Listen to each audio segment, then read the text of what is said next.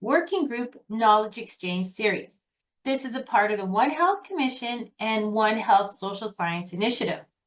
I'd like to start by acknowledging the land, any humans, and any non-humans who are joining us today. I also want to acknowledge the Positive Connections Lab at the University of Saskatchewan and the One Health Commission for making this recorded series a possibility.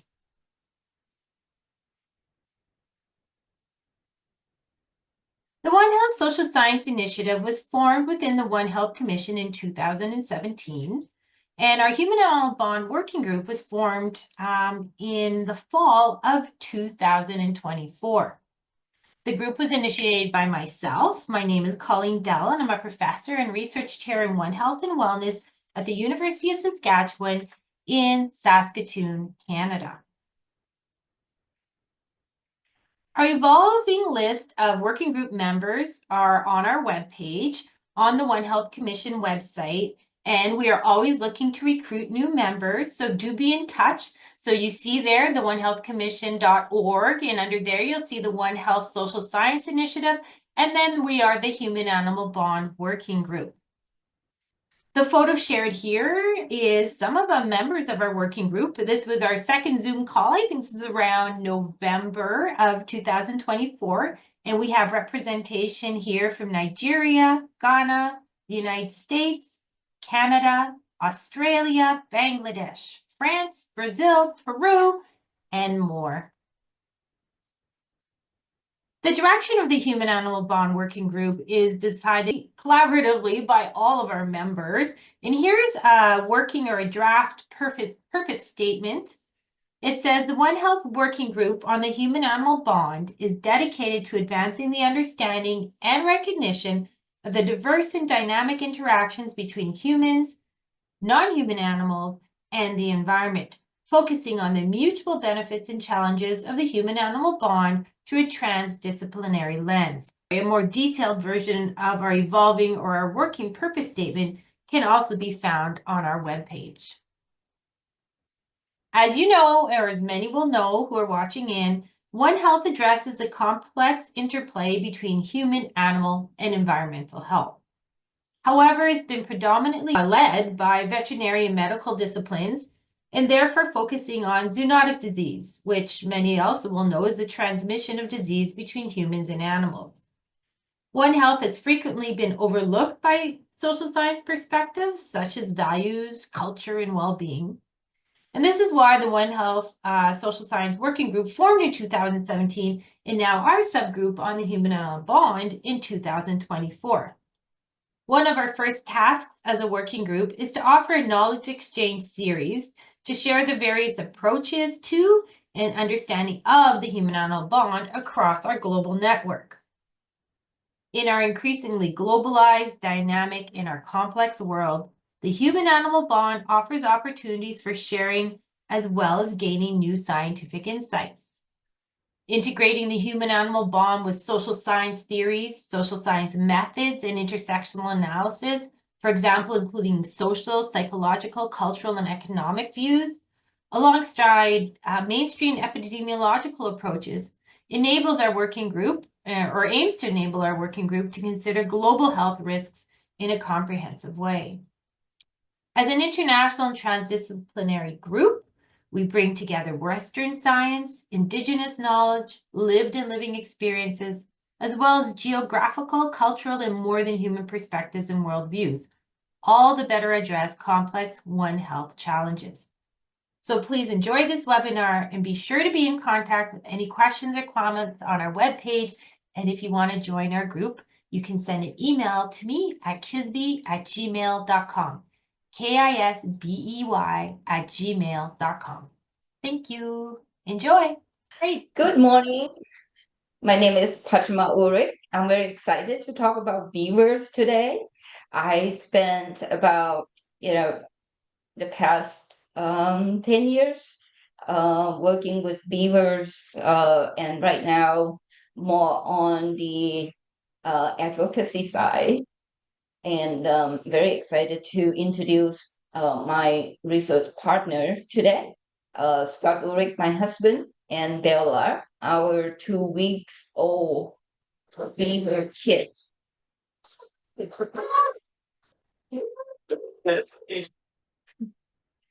Okay, so by the end of this discussion, I hope that you will consider nature-based solution, which is really the main objective of our discussion today to promote One Health, and also consider adopting our beaver as your partner. So this is Bella.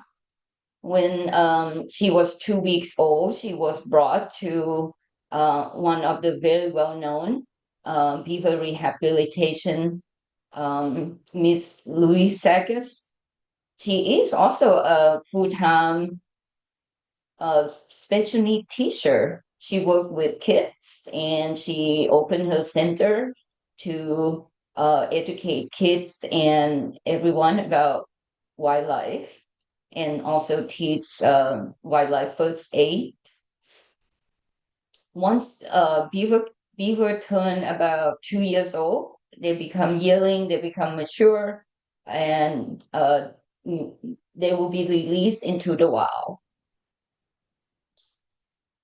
You may have heard about the wildfire, especially here in Northern America with California, Colorado.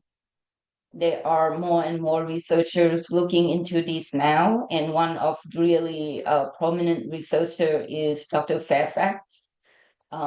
She looked at how certain areas survive fires in California and Colorado in multiple locations. And she found out that there are beaver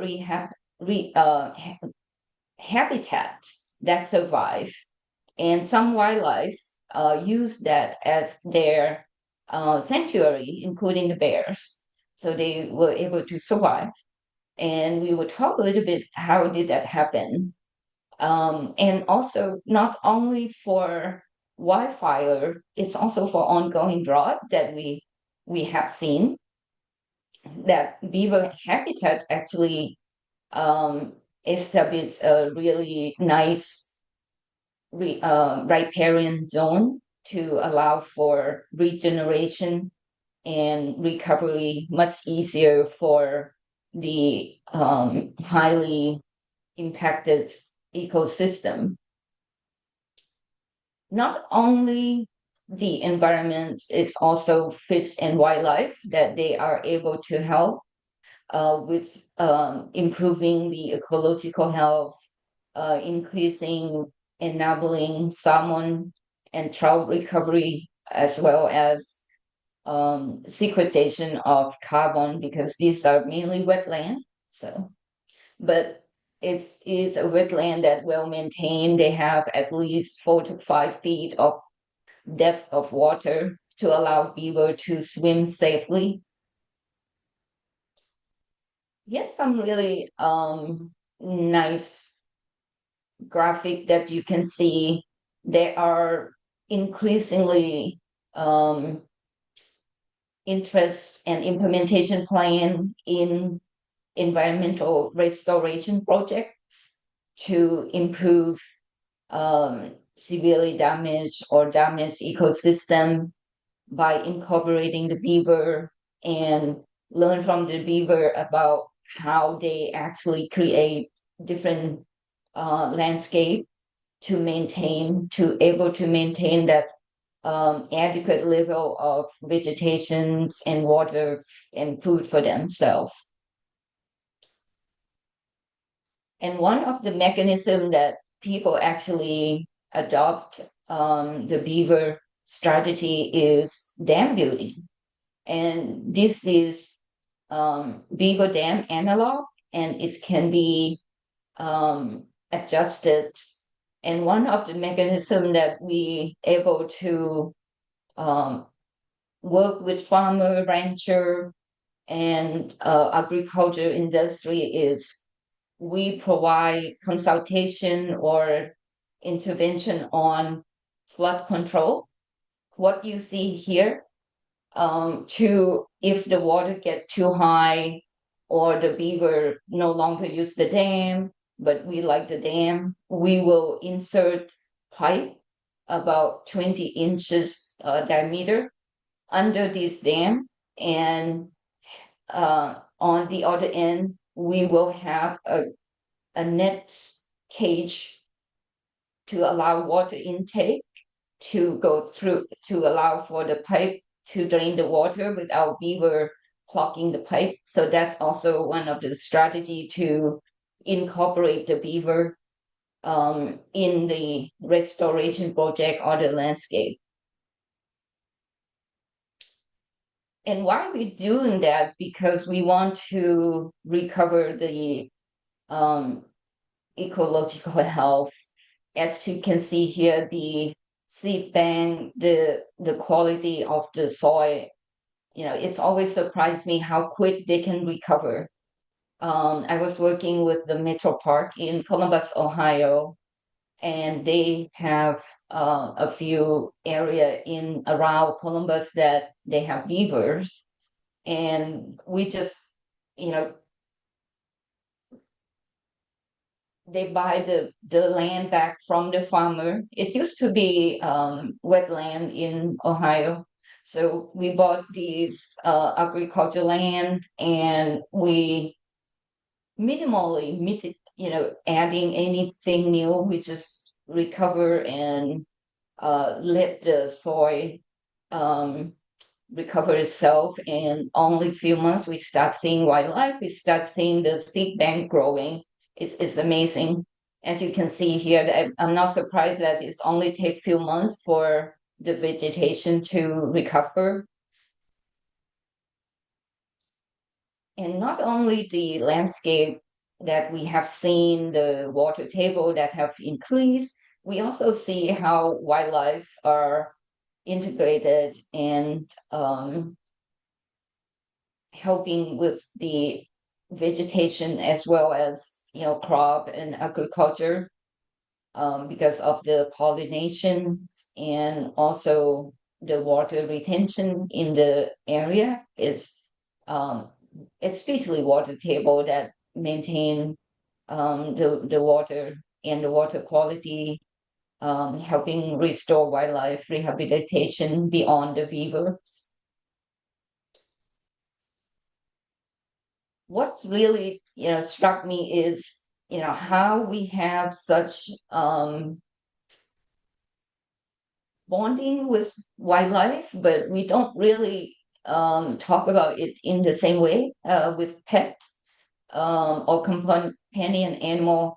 This is the first time I met Patrick and Molly at the same rehabilitation center, and they came right on to my lap for some reason. So that was a really nice gesture for them to be so kind to me. Um, and I think one of the um, area of research that I would like to look into more is how wildlife really improve our health and well-being. One of the survey that the Metro Park in Columbus, Ohio used, and one of the question was, what is your reaction when you see wildlife? Would you like to see wildlife? And if it was positive, and that's how they used to help with the design, the feedback from the community, and integrate the wildlife. And we have beaver in Columbus that people welcome. So that was really helpful, but they do have to be managed.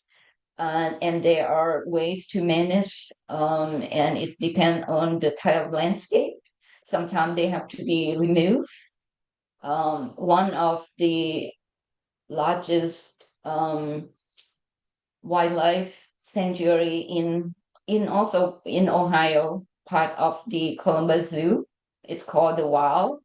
It used to be one of the largest in North America until Canada have a larger wildlife sanctuary. They allow me to monitor their beaver habitats, and I have seen how they gradually change the landscape. They're very patient. And also, I was able to convince them not to fatally remove the beaver, because they are more humane measure to remove the beaver and mitigate flood. Like I mentioned earlier, it's very easy to install the BDA or the beaver deceiver that use the piping system under the dam that they built. So this is one of the very interesting aspect of the beaver that we don't really capture, just like a lot of ecological benefit that we don't put monetary value to it. But this is a great example from the Czech Republic about how beaver actually naturally move in and build a dam where they were going to build a dam, and they end up saving 1.2 million. So that was something I was trying to convince the farmer in Ohio, but I have a little bit more difficulty than this. Um, so Beaver is our partner. So I hope you would, consider them and working with them. So, and let me see if I can share this green. Uh, Beaver Institute is a really reliable source for any information that you would like to look into, including scientific presentation every month. They also on YouTube. They have every other year Beaver conference. It's international. I was part of that conference for years ago. Bring every Beaver enthusiast together, and I just ran the scientific literature on beaver research, and it's exponentially increased in the past few years. So I really want to encourage you to look into beaver and how they can be part of our work here. Thank you so much. That's all I have.